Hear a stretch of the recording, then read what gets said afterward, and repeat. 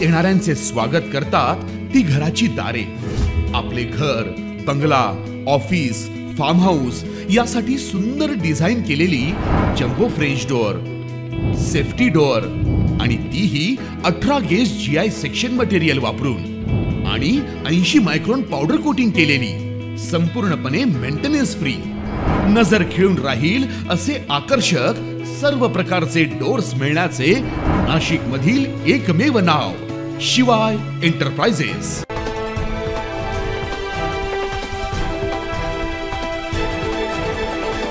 नाशिकच्या आडगाव परिसरात आज सकाळच्या सुमारास एक धक्कादायक घटना समोर आली आहे। पती आणि सासरकडून होणाऱ्या त्रासाला कंटाळून एका विवाहित महिलेने आपल्या 2 मुलींना विष देऊन स्वतः आत्महत्या केल्याचा संशय पोलिसांनी व्यक्त केला आहे।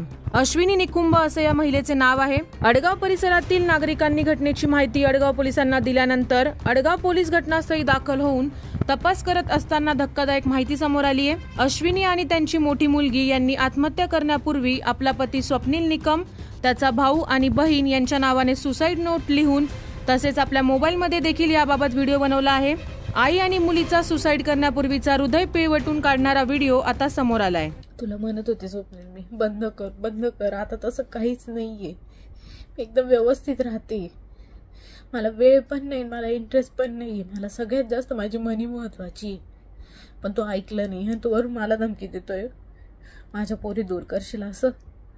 त्या माझ्या आहे आणि शेवटपर्यंत माझ्याच राहील, मी जाईल ना तर सोबत घेऊन जाईल आणि पस्तावा तर तुला राहील तुझ्या वागणुकीचा। तू किती वेळेस मला मारलंय, माझा गळा दाबलाय, घराच्या बाहेर हुसकून दिलंय, रस्त्यावर बसले मी,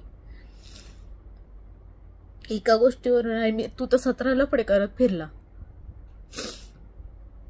तुझ्या बॅगेत काय काय सापडलंय मला जरा आठव सगळं आणि मग मला दोष दे। आणि असे आता तू किती दोष दिला ना तर त्याचा काहीच फायदा पण होणार नाहीये। सगळं नुकसान तू तुझ्या हाताने केलेलं आहे। तुला म्हणत होते, दुपारपर्यंत म्हणत होते तसं काहीच नाहीये, तो विषय सोडून दे, पण तू लावून धरला ना। तो आता काय धमकी दिली मला, माझ्या पोरी तुझ्या नाहीये त्या माझ्या आहे, चालले मी माझ्याच सोबत घेऊन चालले माझ्या पोरी, बस आता तुझ्या फॅमिलीचं कर, तू फक्त तुझ्या फॅमिलीमुळे हा त्रास दिलाय मला, आता त्यांना सांभाळ, मी माझी फॅमिली माझ्या पोरी घेऊन चालले, तू सांभाळ तुझी फॅमिली। या घटनेचा अधिक तपास आडगाव पोलीस करत आहे। 9 न्यूज महाराष्ट्र ब्युरो, नाशिक।